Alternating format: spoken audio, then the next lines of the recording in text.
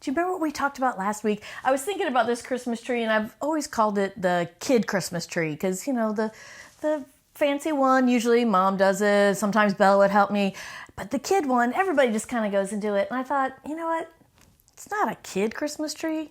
It's a memory tree because all the things that we put on this tree are just great memories for us. So I'm hoping that's what you guys will do, that your family will draw out a big Christmas tree and put some things on it that mean something to you. Maybe things you enjoy doing. I know I have soccer players out there and violin players and guitar players and drummers and dancers and swimmers and all kinds of other things that you guys love to do. Oh, wait, my artists, my beautiful visual artists. I know you guys are all out there. Put something on your tree to decorate it that talks about you, what you like, and then grab Mom and Dad and start the memory part of it. Ask them. Remember how last week I said Isaiah and Bella were in plays when they were in high school? Mom, Dad, what did you do when you're in high school? It's even a great time to call your grandparents and ask them, what did they do when they were in school? What was their favorite thing to do growing up? Christmas is one of my favorite times. And so on our memory tree, I thought this week we would talk about travel, all right? Now, we're not getting to travel very much, but we sure do have happy memories of traveling. So let me show you a couple ornaments that talk about traveling with our family. So this first one here, it has a coffee machine on it. It's a little cart. Can you guess whose ornament that is? Yep, that's Mr. Isaiah. He loves coffee and he loves going to Paris. That's one of his happy places. He goes to Paris and there's beautiful little cafes. Basically, anywhere Isaiah travels, there's beautiful little cafes in Australia, in Iceland, in Brazil. Everywhere he goes, he finds great coffee in a little cafe. So this is his. And then Isabella, if you had to pick one place that would be her absolute favorite, it's London, England. And here's our double-decker bus, which is so fun to ride in, but also Westminster Abbey. Have you ever heard of that? It's the most beautiful, glorious church. And in it, there's flags that represent knights, and there's poets, and there's kings and queens, all buried inside the building. It's an amazing place. It's an amazing place of history, but it's also an amazing place of worship. So I hope you guys could go there sometimes. Bella loves London, and when she's in London, she's very close to Oxford, probably her very favorite place. So these are some of their travels. This one down here is for me and Mr. Chris. See how it's made out of beech wood? This is a Christmas tree made out of wood that was like driftwood off the beach. Guess where we love to go? The beach, 30A, it's our place. So we love to go to the beach, so we have that little Christmas tree. But again, most important, let's get to our real story. Are you guys ready? Snuggle up, blankets up, hot chocolate ready? Let's see where we're at in our story. 'Twas the night of first Christmas. Now, I chose travel because our characters in this book for this page are also travelers. Can you think of who those are? Who had to travel from afar? Do you remember? We've talked about Mary. We've talked about Joseph. We've talked about the angel. We've talked about the shepherds. Who were the travelers? It's the wise men. The 3 wise men traveled from afar. You know, I was going to wear some crowns, and then I found this, and I just could not resist. What do you guys think? All right, here we go. We are the wise men, numbered 1, 2, and 3, and we traveled from a land too far away to see. We followed the star, because that's what we do, and found baby Jesus, coo, but never expected animals who moo. Do you think they expected to end up in a stable with cows mooing? And they saw baby Jesus cuckoo.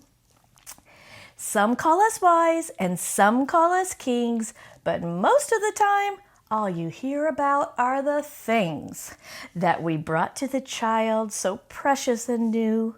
He is the king, this much is true.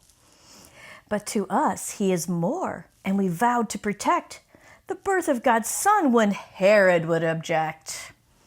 So we left on a path no one else knew, and would no longer spy for Herod, who would bring end to the life of our new baby friend. So Herod, he did not like the idea that baby Jesus was going to be the king, right? Here's the three wise men. They followed the star. That was their job. They loved to look at the stars and learn things from the stars. And they followed. They came so far riding on those camels, right? And they got to baby Jesus. They saw the star. They bowed down before him. And they said, this is the true king. We would never tell Herod where he is. So they took a different path. And they told Mary and Joseph, don't go that way. Herod wants to come and find Jesus. And he did not have a good plan. So they protected baby Jesus. There were so many things that God had just put in place. He was going to make sure that Jesus was there, worshiped as the king, just like he is now. All right? Jesus came as a baby and died on the cross for us. His purpose was there and it was fulfilled the whole way through. And every day we could celebrate Christmas because we are Christians. We are the ones who love Christ. And so I hope you guys will think about this week and think about, how do you love Jesus? What would you have done if you had gone and bowed before him? And can you bow before him in worship today? The answer is yes, you can, right? Bow before and worship God every day. Let's get to our action words. Are you ready? All right. So now I love being in class with you because you guys yell these out so loud. So I won't really hear you, but your mom and dad will. So here's what I want. They may be off getting a cup of coffee or something. When I say love like, I want you to scream it so loud that your parents come running in to see what you're talking about, okay? So love like Jesus. You're right. Love like Jesus. I hope that was really loud. We want to love people with a whole heart, with everything we have. We want to love people the way Jesus loves them. All right? Proclaim like the angels. Yes. Did they just come down and say, oh, I'd like to tell you? No, Gabriel came down and told Mary and Joseph, and that huge group of angels came down to the shepherds. Angels, that's their main job, is to proclaim and tell people about Jesus and then to worship him. Wow, what a great job. I hope you're telling people about Jesus. All right, what's the next one? Believe like the shepherds. We love that they were faithful and they believed in him. We're on to this one. You ready? Give like the wise men. All right, remember it said, the little poem said that people really talk about the things. Do you remember what those things were? There's 3 of them. Raise your hand if you remember. All right, say them loud. Gold, frankincense, and myrrh, right? All right, they brought not just something they found. They brought the best things they could bring. They wanted to bring their best to Jesus, just like we should bring our best to Jesus, right? Now, most of you don't have gold, frankincense, and myrrh sitting in your living room, do you? You might, and I know you have frankincense oil. Some of you even have myrrh oil. All right, but you don't have a chest full of gold and a chest full of frankincense and myrrh that you're bringing to them, right? So what I want you to do is think about what is your best. What is the best thing you can give? You thinking about anything? Think about it. All right, so I started thinking about it. I don't have a big chest of gold, but I have a yard full of flowers.